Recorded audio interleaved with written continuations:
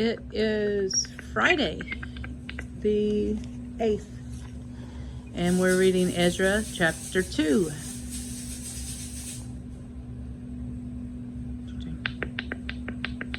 All right, hello everybody. It is finally Friday again, and we are still there, and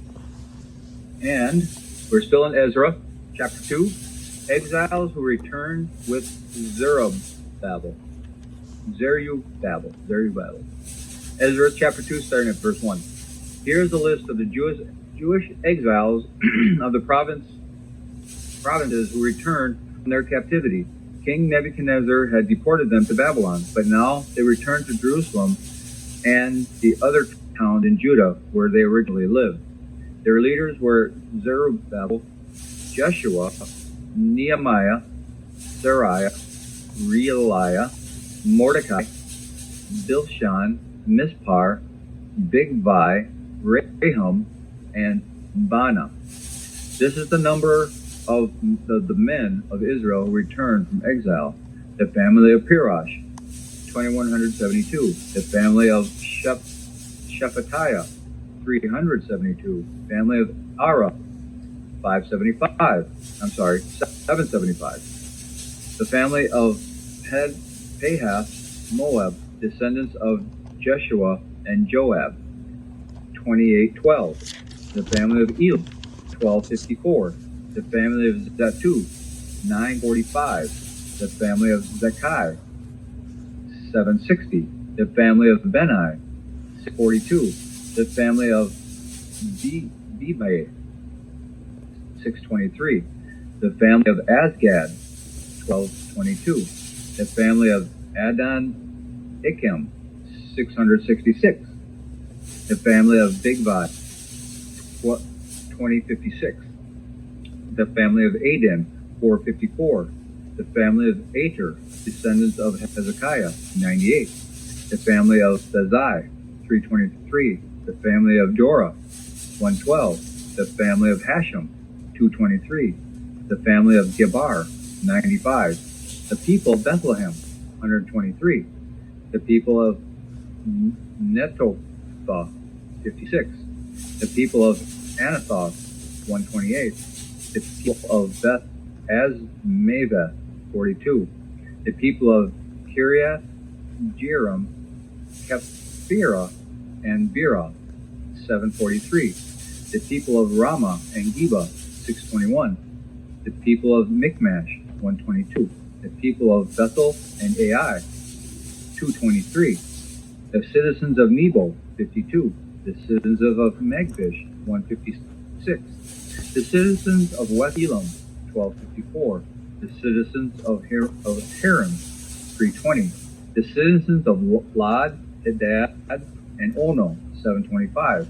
The citizens of Jericho, 345. The citizens of Sina, 3630. These are the priests who returned from exile, the family of Jediah, through the line of Jeshua, 973. The family of Immer, 1052. The family of Pashur, 1247. The family of Hiram, 1017.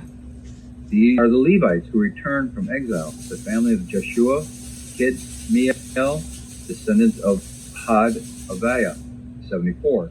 The singers of the family of Asaph, 128. The gatekeepers of the families of Shalom, Atir, Talmon, Akub, Hatita, and Shoai, 139. Descendants of the following temple servants returned from exile: Hatupha, Tabetha, Kirastia, Hadon, Libana, Hagabah, Akub, Hagab, Salmiah, Anan, Gedel, Gehar, Reiah, Rezin, Nekoda, Gazam, Uzzah, Paseah, Basai, Asna, Me'anim, Nephisam, Bakbuk, Hakapu, Hakufua,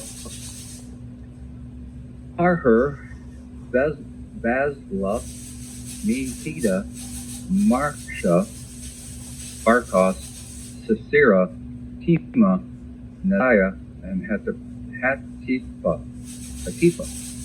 The descendants of the servants of King Solomon returned from exile: Sotai, Hatzophira, Geruda, Jala, Darkon, Yedel, Saphatia, Hatil, Pokireth, Hazibaim, and Amy. In all, servants and the descendants of Solomon's servants numbered 392. Another group returned at this time from the towns of Tel Mela, Tel Harsha, Kirub, Adan, and Immer. However, they could not prove that they or their families were descendants of Israel. This group included the families Deliah, Tobiah, and Nekoda, a total of 652 people. 3 families of priests, Tobiah, Hakaz, and Barzillai, also returned. This Barzillai had married a woman who was a descendant of Barzillai of Gilead and had taken her family name.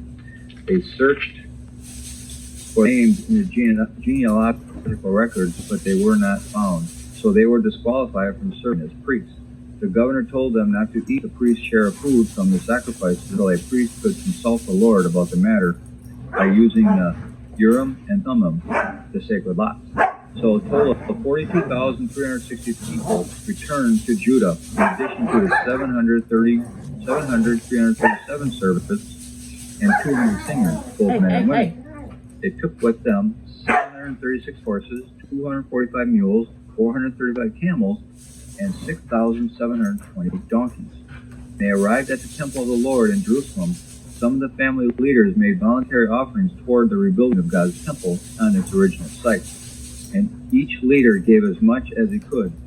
The total of their gifts came to 61,000 gold coins, 6,250 pounds of silver, and 100 robes of priests.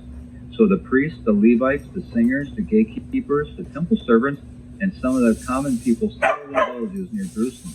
The rest of the people returned to their own towns throughout Israel. That's a lot of names. I think that he did a wonderful job. It was a lot of names.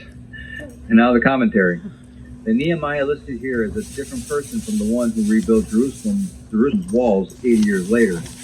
And the Mordecai listed here is not the one who appears in the book of Esther. This first list is made up of men who were leaders. The same list occurs in Nehemiah 7:7. These people were from the tribes of Judah and Benjamin. This list was a major group of those returning, divided by families or by cities. Ezra 2:36 begins listing priests, Levites, and other temple servants. Genealogies were very important credentials to the Hebrew people. If they could not prove that they descended from Abraham, they were not considered true Jews, and were excluded from full participation in Jewish community life. In addition, some privileges were restricted to members of certain tribes. For example, only descendants of Levi, Abraham's great-grandson, served in the temple. The governor mentioned here was probably Zerubbabel. The sacred lots were probably the Urim and Thummim, 2 objects originally carried in the garment worn by the high priest.